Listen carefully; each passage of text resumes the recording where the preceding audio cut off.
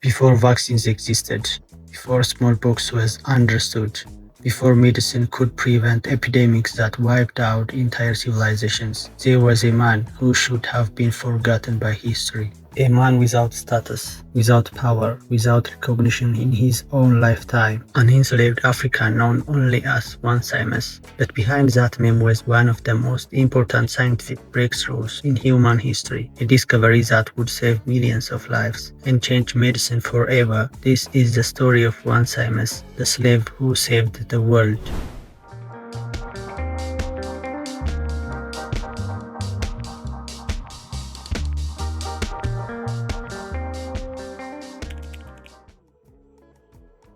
Onesimus was brought to colonial Boston in the early 18th century. Like many enslaved Africans, his real name was lost to history. He was purchased by a Puritan minister, Cotton Mather, one of the most influential religious figures in colonial America. To the world around him, Onesimus was property, but he was also intelligent, observant, and deeply aware of the world beyond slavery. Mather was surprised to find that Onesimus was not only articulate, but curious, thoughtful, and capable of complex reasoning. Unlike many enslaved people who were denied education, Onesimus retained knowledge from his African homeland, and it was this knowledge that would change everything.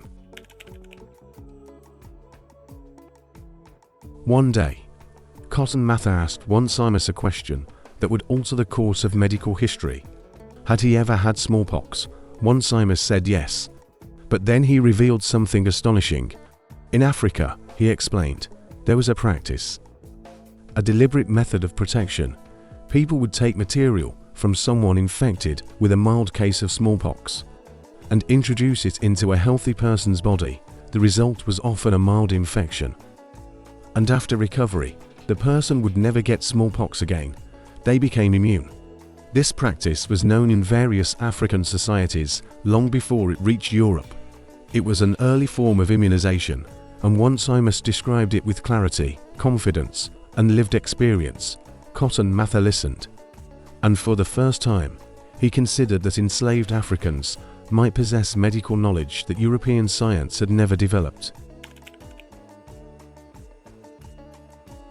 At that time, smallpox was one of the deadliest diseases on Earth. It did not discriminate. It spread rapidly. It killed up to 1 in 3 people it infected. Entire cities were devastated by outbreaks. Families were erased. Communities collapsed in fear. Europe and the American colonies had no reliable protection. Doctors could only watch as epidemics spread. Death was unpredictable, invisible, relentless. So when Onesimus described a method of prevention, it sounded almost unbelievable. Risk infection intentionally to avoid worse infection later. It defied European medical thinking, but Cotton Mather could not ignore what he had been told.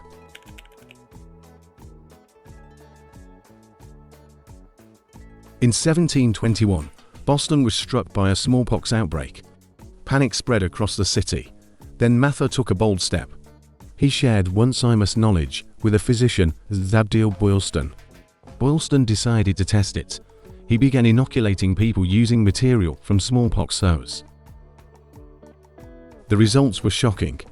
Most patients survived. Most developed immunity.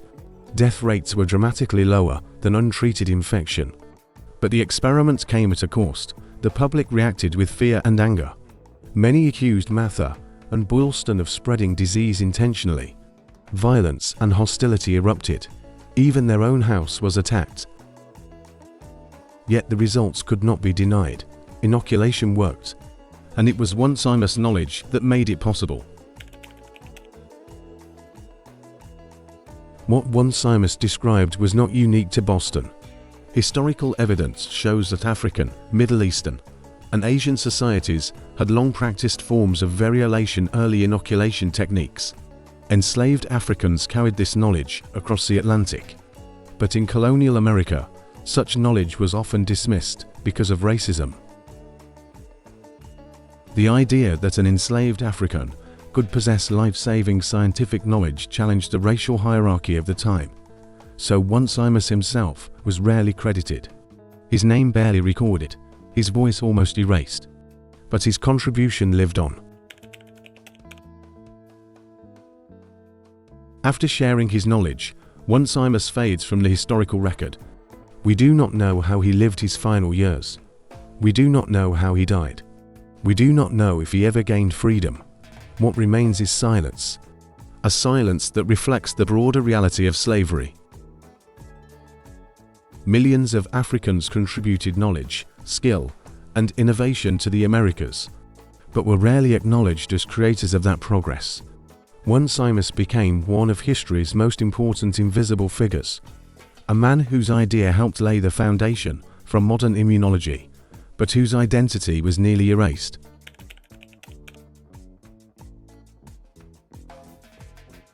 Centuries later, medical science would evolve, vaccines would be developed.